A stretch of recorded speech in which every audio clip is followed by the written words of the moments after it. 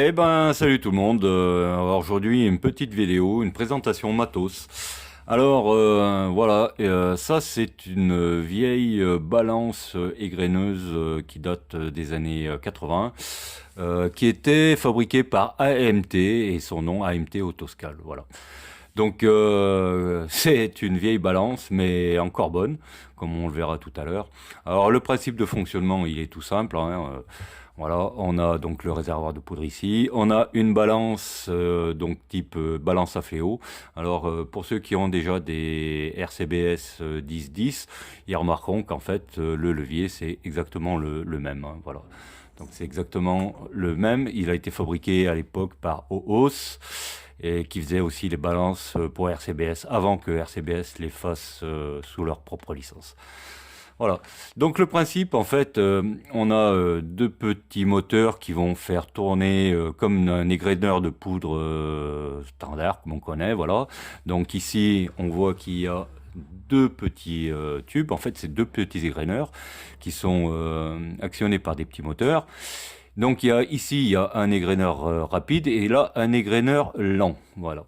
Donc ici, pareil, le réceptacle pour la poudre. Voilà, c'est une balance qui est alimentée. Voilà.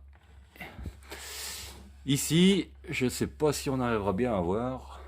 Alors bon, vous remarquerez que j'ai mis ma petite caméra comme sur la... En fait, j'ai recyclé la caméra de ma vieille RCBS. Voilà. Alors, voilà, c'est ce que je voulais vous faire voir. Ici, vous voyez les deux petits points rouges, en fait, ce sont les barrières optiques. Donc les barrières optiques, la première barrière optique va arrêter le moteur de l'égreneur rapide. Et la deuxième barrière optique, ici le deuxième petit point rouge, va arrêter l'égreneur lent. Voilà. Donc lorsque le fléau va monter, passer devant la première barrière, ça va couper le premier moteur. Quand ça va arriver à la deuxième barrière optique, ça va couper le deuxième moteur et la charge de poudre sera faite. Voilà. On va faire un plan plus large, une petite démonstration. Après, je vais remettre la machine là dans son logement et on fera quelques petites pesées. Voilà. Donc le principe, voilà. Alors, petite chose aussi, le réglage qu'il y a, ici on voit la petite molette en fait, elle sert à régler la hauteur de la barrière optique de l'égreneur rapide. D'accord. Donc si on veut que ça engraine rapidement, on fait le réglage. Et par contre, la deuxième barrière optique, celle qui arrête l'engraineur lent, elle est fixe. Alors après, il y a une petite astuce, c'est avec à l'intérieur la petite plaque en cuivre qui sert un peu à dumper le balancier, hein. On peut la régler un petit peu de façon à régler un petit peu le temps où la barrière optique va arrêter le deuxième moteur. Voilà. Allez, une petite démo comme ça, juste pour le plaisir. Là, hop. Okay. J'appuie sur la mise en route. Tac, voilà. Donc là on voit le premier engraineur rapide, celui-ci un peu plus lent. Voilà, donc là ça charge. Tac, et voilà. Hop. Alors là on voit pas évidemment le zéro parce qu'il y a la caméra devant, mais on verra ça tout à l'heure. On va refaire une deuxième.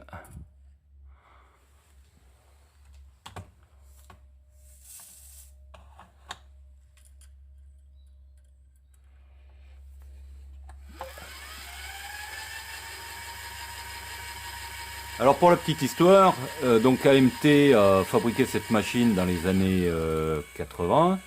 Voilà, hop, ça y est. Tac, voilà. Donc AMT a fabriqué cette petite machine dans les années 80. Elle a été refabriquée sous licence Liman, mais pas très longtemps, je crois. Il y a quelque chose comme 3 ou 4 années. Et juste, en fait, ils ont arrêté la production parce que sont arrivées les premières balances, les premiers graineurs dispenseurs automatiques. Donc on a toute la série, les Charge Master 1500, il y a eu Ornadi qui a fait, après Liman, DPS 1200, Et puis d'ailleurs, c'est la DPS 1200 qui a remplacé ce modèle-là chez Liman, il me semble. Et puis maintenant, on a les Gen 5, Gen 6, etc. Donc, avec l'avènement de l'électronique et de la pesée électronique, bon, bah, ce genre de machine était un peu obsolète. Mais obsolète, mais bon, mais bonne encore. On verra tout à l'heure, là, on fera quelques pesées, et puis on verra quand même que pour Selon, c'est pas si mal que ça, même si c'est vieux. Donc, comme le dit le titre, vieille mais bonne. Voilà. Bon, ben nous revoilà.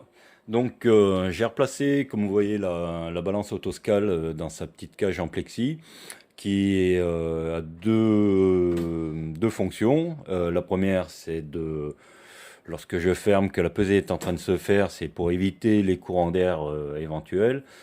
Et puis, en même temps, ça sert un petit peu à protéger de la poussière parce que bon, on est quand même dans un garage, donc voilà, ça la protège un petit peu. À côté, on peut voir ma vieille RCBS 505 qui m'a servi jusqu'à maintenant et que je garde parce que ben, ça peut toujours servir, elle fonctionne bien et j'en étais très content jusqu'à maintenant, donc il n'y a pas de raison que je m'en débarrasse, je la garde. Donc ici, la caméra reliée à le petit PC portable. Donc on voit le zéro de la balance. Pour ceux qui ont déjà vu les vidéos que j'ai faites précédemment, donc c'est le même système qu'avec la RCBS 5.505. Voilà.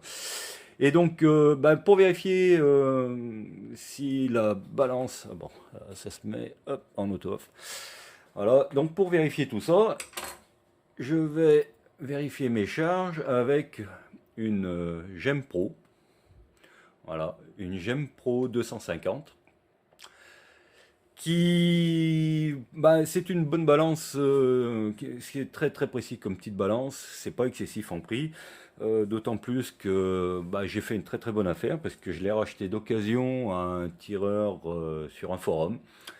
Et franchement, quand j'ai eu la balance, j'avais l'impression de recevoir une neuve. Donc, franchement, elle a super condition, quasi neuve. Enfin, pour moi, c'est du neuf, quoi. Et ça prouve que le gars qui me l'a vendu prenait soin de son matériel. Et donc, bah, au passage, je remercie JB21 d'un forum. Il se reconnaîtra s'il voit la vidéo. Donc, merci JB21 parce que franchement, je l'ai acheté 100 euros et elle est en excellent état, elle est neuve, quoi. Voilà, donc super. Merci JB. Alors, cette Gem Pro 250, qui n'est plus fabriquée, qui est remplacée par sa grande sœur maintenant, la Gem Pro 300. J'avais regardé quelques forums et quelques avis sur le net. Entre la Gem 250 et la 300, apparemment, bon, elles se valent toutes les deux, donc c'est juste une évolution de la marque. Je pense aussi qu'il y a un peu du commercial derrière. Et donc j'avais l'intention d'acheter une 300 et puis je suis tombé sur cette superbe occasion, donc je l'ai acheté et vraiment j'en suis super content. Donc voilà. Alors la petite coupelle ici que l'on voit, on voit au fond 2,212, c'est le poids de la coupelle et 0,452, c'est le poids de ce petit trombone. Alors les deux ont été pesés sur des balances de laboratoire. Donc des balances qui valent très très cher et qui sont ultra précises. Donc ça me sert d'étalon en fait. Je sais que cette coupelle fait exactement 2,212 g et que le trombone fait 0,452 g. Donc voilà. Donc là on voit, alors là c'est quand même assez sensible comme balance. Parce que, voilà, le moindre courant d'air. Là, je passe ma main très rapidement devant et on voit que le moindre courant d'air la fait varier. Donc, je repose ma coupelle. J'attends qu'elle se stabilise. Je fais ma tare. Hop. 2,212 g, c'est parfait.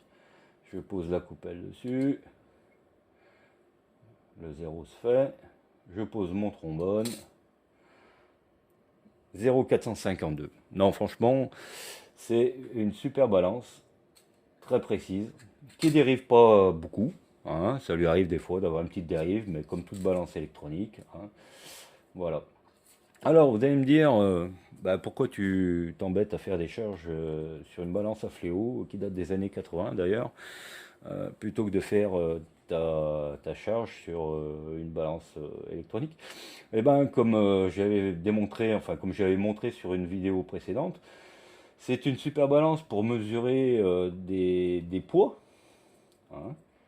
Mais pour faire évoluer une charge dessus, c'est un peu plus compliqué que ça parce que elle n'a pas un pouvoir de discrimination suffisant. Là, je vais lâcher un kernel de poudre dans la balance et la balance ne le voit pas. Je vais lâcher un deuxième kernel de poudre et elle ne le voit toujours pas.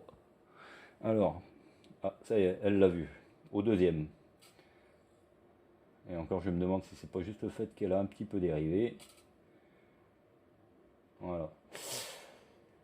Alors, je vais mettre encore un autre kernel de poudre. Voilà, elle ne le voit pas.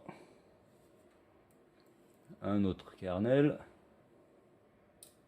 Elle le voit. Ah, voilà, elle s'affole là maintenant. 56. Donc là, elle le voit. On va dire que, bon, alors vous allez me dire, oui, ah, ben, un kernel près, t'abuses un peu. Bon, c'est vrai. Mais, la grosse différence, alors là, oui, je sais pas ce qu'elle me fait là. Je vais refaire une petite terre parce que. Ouais, elle me fait une petite dérive. C'est pour ça que j'aime bien avoir le. Voilà, une terre. J'aime bien poser toujours la même coupelle, je sais le poids. 214, on n'est pas loin de la vérité. Hein.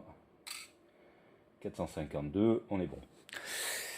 Alors, moi je préfère les balances à fléau, tout simplement, c'est que, comme je l'ai fait voir dans une vidéo précédente, voilà, c'est que le moindre kernel de poudre qui tombe dans la coupelle, ben, la balance à fléau, lorsqu'on fait un système comme moi avec une caméra et une aiguille, alors évidemment si vous n'avez pas la caméra, si vous faites ça juste à l'œil, c'est pas évident de voir les deux traits face à face, hein, sur une balance traditionnelle.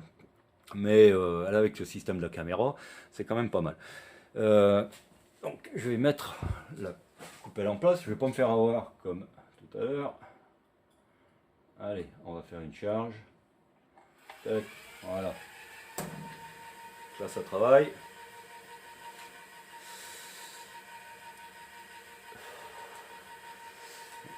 Là, les deux moteurs tournent. Hop, le premier s'est arrêté. Là, on a l'égraineur lent. Et là, on voit qu'il égrène grain par grain, kernel par kernel. Voilà. Alors, bon, ben là, il est arrivé directement à sa charge, au zéro. Alors, on voit que si je mets un seul kernel de poudre par le petit tube, on voit que la balance, vous voyez, ouais, ça y est. Là, je vais faire un zoom. Voilà. Hop. Là, je vais mettre un autre kernel de poudre. Hop, voilà.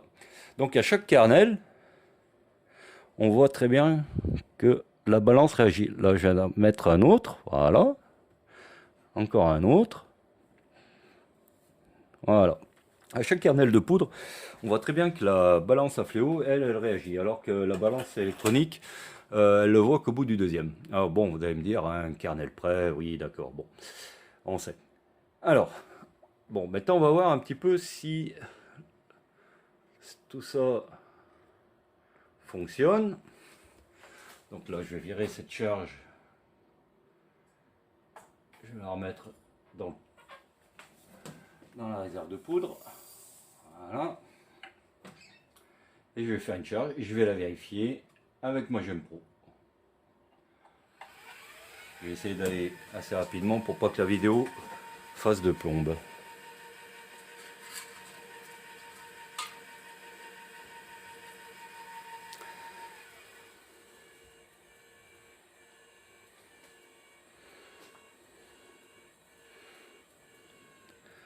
Voilà. Alors, là, c'est réglé. C'est normal. Ça, c'est un réglage que j'ai fait tout à l'heure. Bon, elle est arrivée directement au zéro. Ça arrive de temps en temps, puisque des fois, il tombe 2 grammes en même temps. Donc, voilà. Donc, je me suis débrouillé pour régler le fléau, enfin, on va dire la partie en cuivre, pour que, en fait, ça arrête le dernier moteur juste un petit peu avant la limite. Et ça me permet de mettre mon dernier kernel à la main. Donc là, j'ai mis un kernel. Je suis pas encore pile poil au zéro. Là, je mets un deuxième kernel et voilà. Pour moi, ça me va. Et maintenant, je vais vérifier sur la balance électronique. Hop. Allez. Ce qui serait bien, c'est que j'ai embauché un caméraman parce que à chaque fois, il va falloir que je fasse ça. Voilà. Donc là, on voit. Donc là, je suis à 2,214 g, c'est la masse de la coupelle. Voilà, je fais le 0. Ça fonctionne. Là, 2,212 g, c'est très bien. Allez, je mets ma poudre. Tac. Et ça m'affiche 4 grammes 516. Voilà pour ma première charge. On va en faire une deuxième. Alors après, j'irai de plus en plus vite parce que l'avantage de faire comme ça, c'est que pendant que je vérifie une charge avec la GEM Pro, je peux faire travailler l'autoscale en temps masqué. Ok, allez, il faut vraiment que j'embauche un caméraman. On est reparti kiki. Allez, vieille mais bonne. Voilà.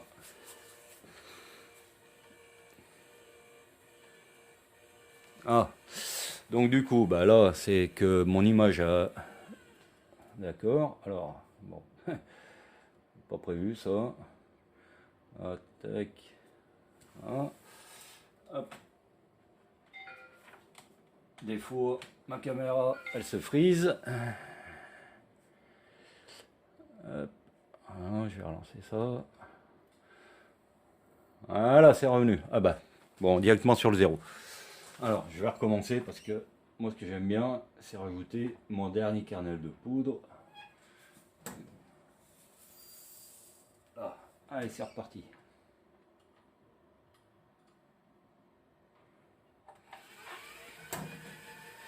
Bon, là, ça paraît un peu long parce que, bah, en même temps, je fais le tour de la caméra. Je fais le tour de la caméra qui est montée sur trépied.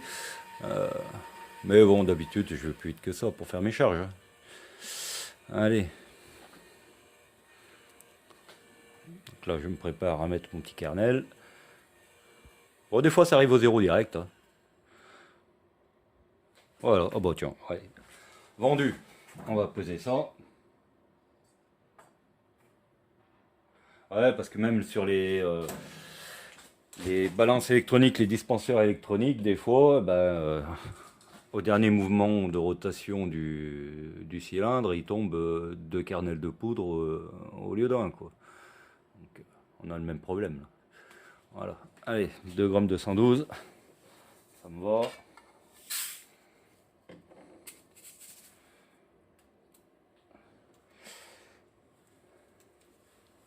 Alors, 4 grammes 520. Allez, on va en faire une autre.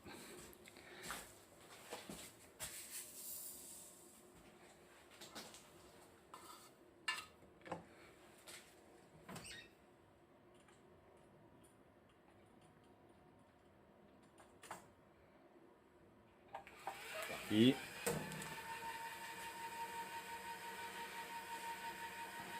Alors les prochaines, je vais les faire en temps masqué, c'est-à-dire que je vais, une fois que la charge sera finie sur l'autoscale, je vais la mettre dans la coupelle pour la GEM Pro et je vais relancer tout de suite un cycle pour éviter de perdre trop de temps.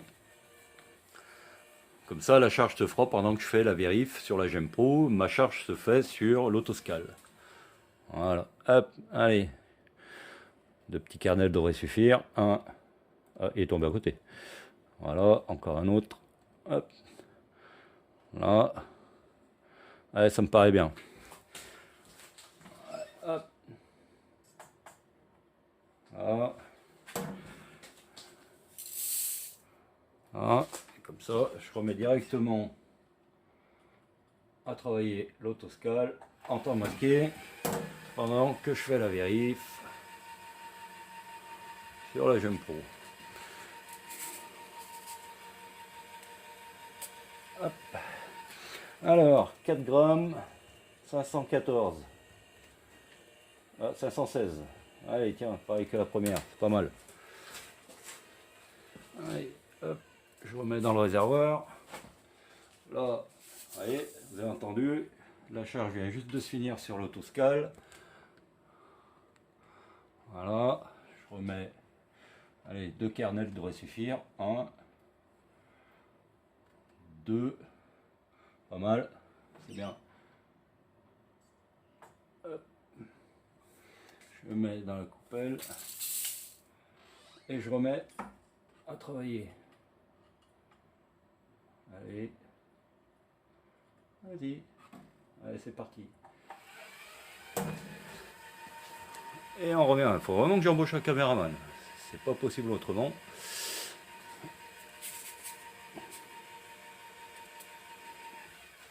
Alors, 4 grammes 518.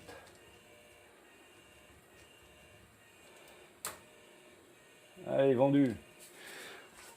Tac. Allez, l'autoscale vient de s'arrêter, on est dans les temps. Hop. Ah oui, il faut que je mette... voilà. Là, je sais pas, je la recommence. Parce que là, vous avez pas vu, mais j'ai bougé tout l'ensemble.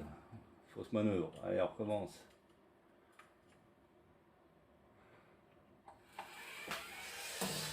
Allez. Ah, ça arrive, hein.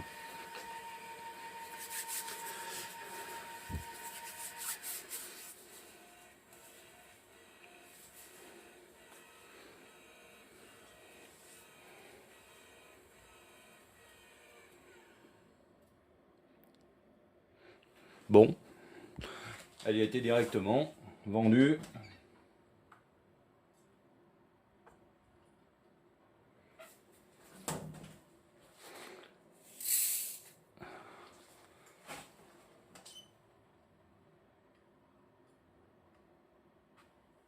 Et c'est reparti.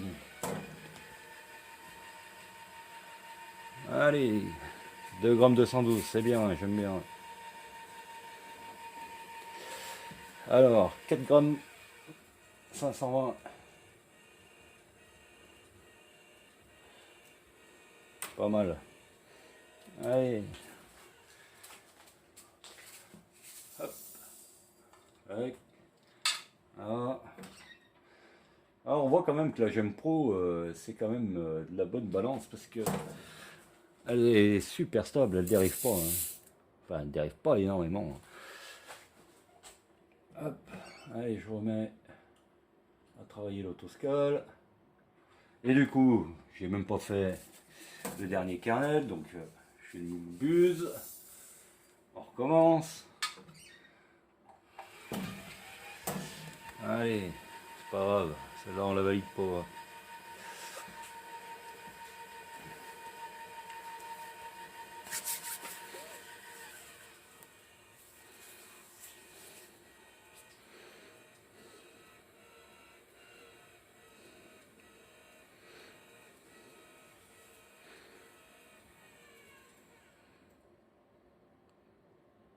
Alors, allez, un petit, non, on n'en met pas, allez, on dit que c'est bien. Tac.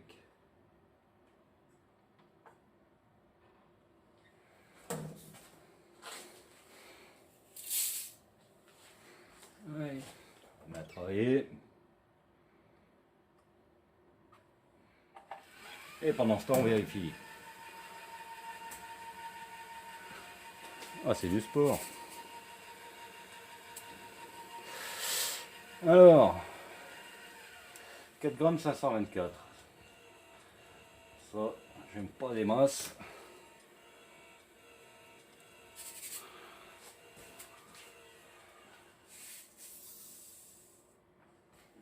En temps normal, celle-là, je la validerai pas.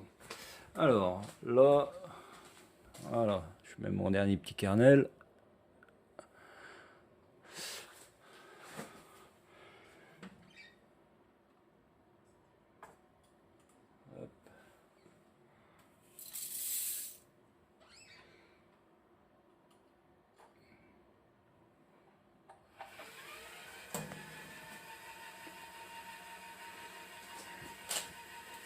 Allez, 2 grammes 212, ça me va.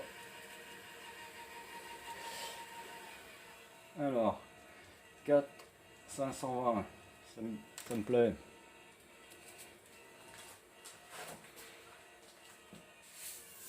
Tac. On va accélérer un peu la manœuvre. Allez, je rajoute un kernel, un deuxième.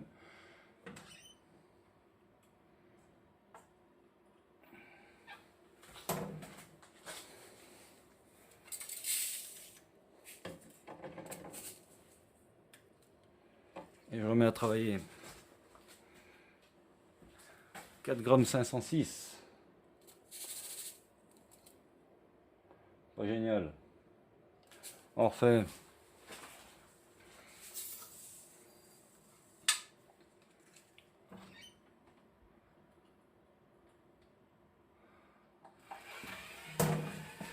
Vérifier ma balance quand même.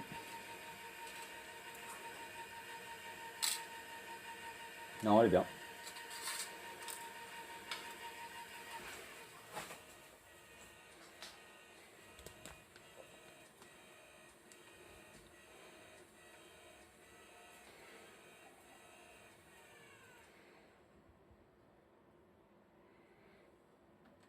Un kernel. C'est bon.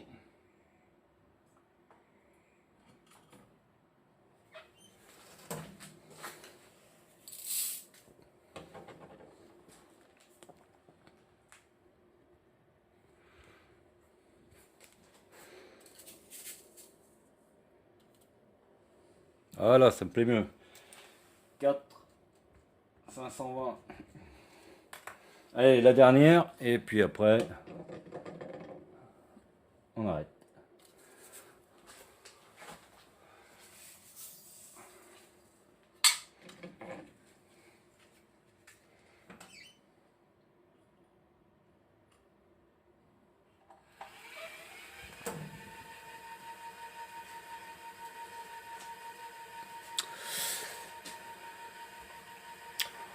Bon, ben, on a quand même quelques résultats qui sont sympas, qui sont pas mal. On va faire le point après. Allez, allez, on y va, on y va. Ah bah, il y va direct. Même plus besoin de mettre le kernel, dernier kernel.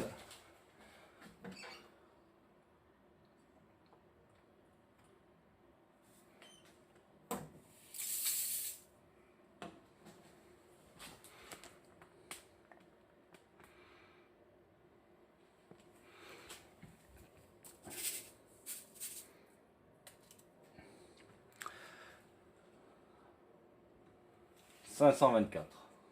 4, 524. Bon ben voilà. Alors si on regarde un petit peu les résultats. Alors, en admettant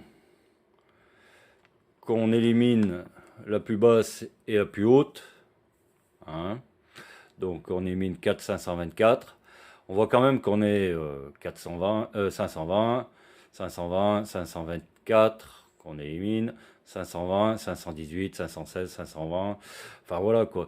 Bon, et là on est au centième quoi, centième de grain. Donc on sait très bien que déjà quand on est précis au dixième c'est déjà pas mal. Donc,